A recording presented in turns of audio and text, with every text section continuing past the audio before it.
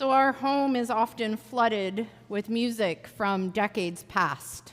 Bob Dylan, Nick Drake, CCR, Neil Young, Emmylou. It is a long list. One of the albums in rotation is the 1976 record Leftoverture by Kansas. And on the album is one of their most popular songs, Carry On, Wayward Son. And every time I hear this song, the lyrics remind me so much of this parable from Luke. The son, he sets out to soar higher, but he soars too high. He sets a course for winds of fortune, but his charade is the event of the season. And then there's that catchy chorus, which I imagine as the father's reply. The part of the song that, if you know it, started playing in your mind the moment that I mentioned it. Carry on, my wayward son, for there'll be peace when you are done. Lay your weary head to rest. Don't you cry no more. Followed by the epic guitar riff. What is it about this story that captivates us? It's not only this song that echoes Jesus' parable, the movies that we watch, the books that we read. This story has been told and retold in so many ways. We see glimpses of ourselves. We see glimpses of our lives mirrored in this story.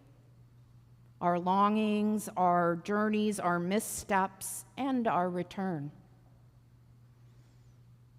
Maybe we see glimpses of ourselves in the youngest son. The youngest son who asks for what he ought not ask for. His inheritance before his father is even near his last breath. And when his father says yes and gives him what he asks for, the son takes his newfound riches and gets straight out of Dodge, spending his inheritance on a life that chews him up and spits him out. Out of money and hungry, he finds himself doing the lowest form of work he could imagine, feeding pigs. Remember, this is a Jewish kid who kept kosher. These pigs were not even considered clean enough to eat. Starving and defeated, he begins his journey back home. He's thinking about what life was like, and he remembers how well his father treats those who work for him. Tucking his tail between his legs, he's going to get home with an apology and a request that his father give him a job. It's worth a shot, given the past generosity of his dad. Sure, his dad might be ticked off, but it's got to be better than death. As he nears home, still quite a way off, his dad sees him and sprints out to him, embraces him, and kisses him. And the son begins with his well-rehearsed speech, "Look, Dad, I messed up." And his father cuts him off, doesn't let him finish, drapes him in fine clothes, puts the family ring on his finger, and orders a feast, a party. This was the last thing that the youngest son expected. This was also the last thing that the eldest son expected. The eldest son, returning home from a hard day's work in his father's field, is met by the sounds of a party. Curious about the unplanned festivities, he asks what's going on, and he is not at all happy with what he hears. There is no way that he's going to join this bogus celebration for his screw-up baby brother.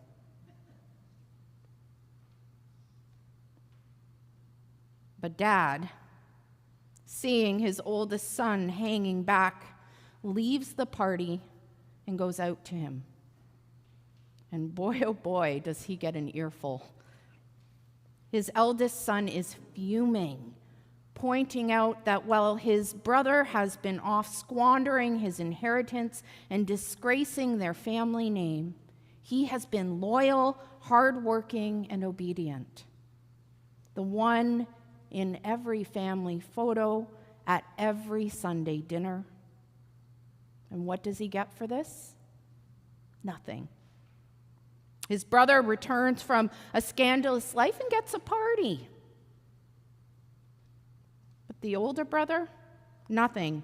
He's never even been given enough to have a small party with his friends. It's not fair. And the father's reply? That he has always been with him. That all that is his already belongs to his eldest son. Maybe it's in the eldest son where we catch a glimpse of ourselves. Still, in many ways, these brothers who have lived very different lives have something in common. Both are taken by surprise at the extravagant love of their father. They're caught off guard, unable to conceive of their father's response, and for good reason. From the beginning of this parable through to its last sentence, the response of the father is out of step with what would have been expected. A son asking for his inheritance before his father's death, a request like this would simply not have been entertained. And then the epic return of the wayward son. No father who had been hurt and shamed in such a way would have accepted his son back into the fold, no questions asked, let alone throw him a party. And what of the eldest son? There's no reprimand for the harsh words of anger towards his father. Rather, an invitation of recognition that his father has given to him all that he has, which is important to give: himself and his love. So while we may recognize ourselves in the rebellious younger son or the steadfast older son, let's not miss that both sons are in need of and offered the Father's love. Period. There is nothing that either son can do to hinder the love of the Father, a love that is displayed through generosity and forgiveness.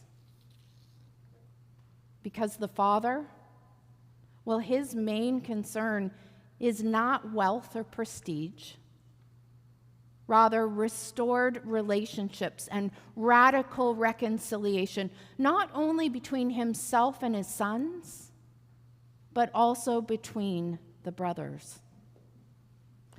Again, this is contrary to what would have been expected, and this is precisely where the parable imagines the bewildering ways of God's extravagant love, which desires for us to see all of our life, all of our relationships, encompassed and restored by this surprising and reorienting love. Not because of what we've done or not done, but simply because we are. Leaning into this generous love, it's at the core of learning to follow Jesus. And in baptism, our response to being immersed in this love, immersed in God's love, is to promise to recognize the dignity of and serve Christ in all people. To recognize that the person across from us is held in God's love just as we are. And this is what makes forgiveness a possibility. But this can take a whole lot of wild hope because Lord knows how hard it can be to both ask for forgiveness and extend forgiveness, especially when the world around us says what we need is perfection, control. We know all too well how easily we can get stuck in a shame loop. I messed up on replay in our minds. And we can also get so weighed down by our own stubbornness. It's not fair. Both blinding us from the possibility of what's right in front of us. A love that doesn't need to be earned and loves us when we say, I messed up and it's not fair. Maybe that's what we're really captivated by in this parable. This extravagant love, which is as essential to our very lives as the air that fills our lungs and gives us breath. A love that is patient and will wait for us as we carry on.